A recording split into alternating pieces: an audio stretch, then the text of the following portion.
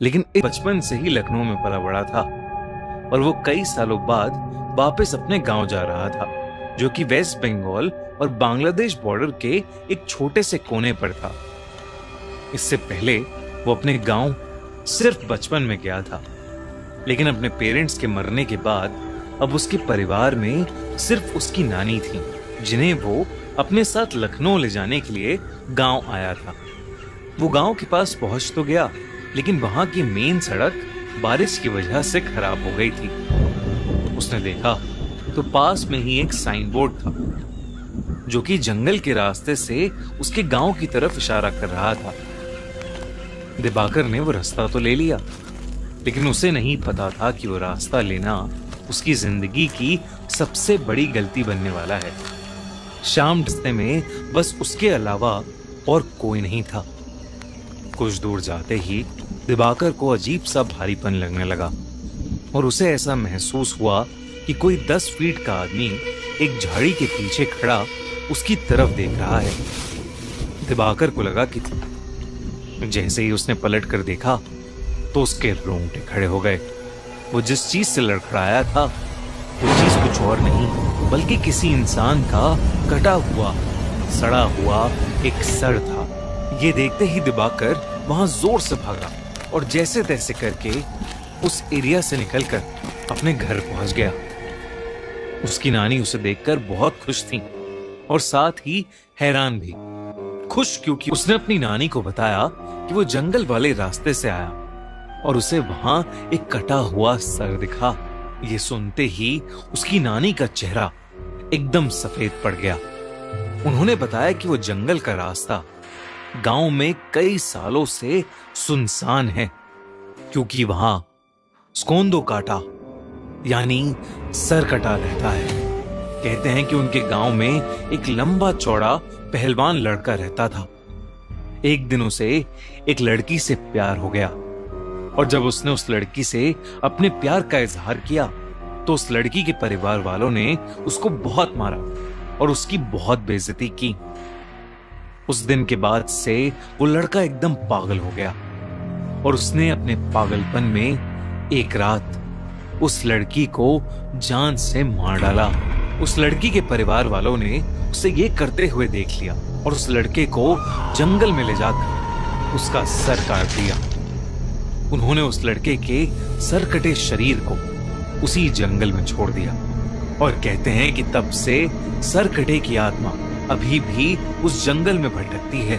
और वो अपने दिवाकर ये कहानी सुनकर चौंक गया था, लेकिन उसे इस कहानी पर विश्वास नहीं था। उसने अपनी नानी को कहा कि जो उसने जंगल में देखा वो कोई आत्मा नहीं थी, बस एक मरे हुए आदमी का सर था। उसके बाद वो नानी के साथ खाना खाकर सोने चला गया। ऐसा लगा कि जैसे कोई धीमी सी आवाज में उसे पुकार रहा है। उसने उठकर देखा तो उसके कमरे में कोई नहीं था। उनके कमरे में गया तो वो गहरी नींद में सो रही थीं। उसे ये अपनी थकान का नतीजा लगा और वो फिर से सोने चला गया। लेकिन उसकी आंख लगते ही उसे फिर से वही आवाज सुनाई दी। दिवाकर ने देखा कि वो उसी जंगल में है और उसके ठीक पीछे एक 10 फुट लंबा आदमी खड़ा है और उसके हाथ में उसका कटा हुआ सर है। वही भयानक सड़ते मांस वाला कटा सर जो उसे रास्ते में दिखा था। वो सर अब दिवाकर से मदद मांगने लगा और उससे कहने लगा कि क्या दिवाकर उसका सर उसके शरीर पर वापस जोड़ सकता है। और मदद मांगते ही वो सर कटा बहुत ही भयानक तरीके से हंसने लगा और अचानक दिवाकर की नींद टूट गई। लेकिन जैसे ही दिवाकर की आंख खुली वो कटा सर उसके ठीक सामने हवा में तैर रहा था और वो कटा सर वैसे ही भयानक तरीके से हंस रहा था। दिवाकर के होश उड़ चुके थे, लेकिन वो अपने बिस्तर से हिल ही नहीं पा रहा था। वो डर के मारे जोर से चीखा और तभी उसकी नानी उसके कमरे में आई और उन्होंने कमरे की लाइट्स ऑन कर दी। लाइट्स ऑन करते ही वो कटा सर वहां से गायब हो गया। जब नानी ने उससे पूछा कि उसे क्या हुआ है तो दिवाकर ने अपनी नानी से कहा कि उसने बस एक बुरा सपना देखा है। उस रात दिवाकर सो नहीं पाया। उसने गांव वालों से उस सरकटे के बारे में कई किस्से सुने, जिसमें से एक किस्सा ये भी था कि वो सरकटा लोगों से अपने सर को जोड़ने के लिए मदद मांगता है, और अगर किसी ने उसका सर जोड़ दिया तो वो पूरे गांव का विनाश कर देगा, और जो लोग उसका सर जोड़ नहीं पाते वो उन्हें मारकर अपने जैसा सरकटा बना देता है। अपने कमरे में सोने के लिए गया तो उसने देखा कि खिड़की के बाहर एक अजीब सा लंबा सा आदमी शॉल ओढ़े खड़ा है। वो देखते ही दिवाकर घबरा उठा। अचानक से उसका दम घुटने लगा। उसने देखा कि उस सरकटे का सर उसके ठीक पीछे है और वो अपने बालों से उसका गला दबा रहा है। इससे पहले कि वो कुछ कर पाता, उसे कमरे में एक तेज हवा का झोंका महसूस हुआ और वो एकदम से बेहोश हो गया। कुछ देर बाद जब दिवाकर की आंख खुली तो उसकी नानी उसके सामने थी। दिवाकर अपनी नानी को देखकर रोने लगा और उसने अपनी नानी को सरकटे के बारे में सब कुछ बताया। उसकी नानी बेहद घबरा उठी। दोनों ने डिसाइड किया कि वो सुबह होते ही उस गांव को छोड़ देंगे। उसकी नानी दिवाकर के कमरे में उसके साथ ही लेट गई। लेकिन कुछ ही पलों में जब नानी की आंख खुली तो दिवाकर बेड पर नहीं था।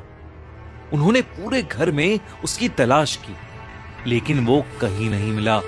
दिवाकर की नानी बहुत ज्यादा घबरा गई, क्योंकि उन्हें डर लगने लगा था कि कहीं वो सरकटा उसे ले तो नहीं गया। उन्होंने गांव वालों से मदद मांगी और वो सब उसे ढूंढने में लग गए। जैसे ही वो जंगल में पहुंचे, उन्हें किसी के जोर से गुर्राने की आवाज आई। तब उन्होंने देखा कि दिवाकर एक बड़ी सी तलवार लेकर खड़ा है। दिवाकर की आंखें सफेद हो चुकी हैं और वो गुस्से से गुर्रा रहा है, जैसे वो बिल्कुल पागल हो गया। दिवाकर की नानी ने उसे आवाज लगाई, लेकिन नानी की आवाज लगाते ही दिवाकर ने एकदम से अपनी तलवार से सबके सामने अपना सर काट लिया। ये देखते ही सब गांव वाले वहां से भाग गए और उसकी नानी वहीं जमीन पर गिरकर रोने लगी। सालों बाद किसी ने सरकटे के हाथों एक मौत देखी थी और इसीलिए उस घटना के बाद सभी लोगों ने उस गांव को हमेशा हमेशा के लिए छोड़ दिया।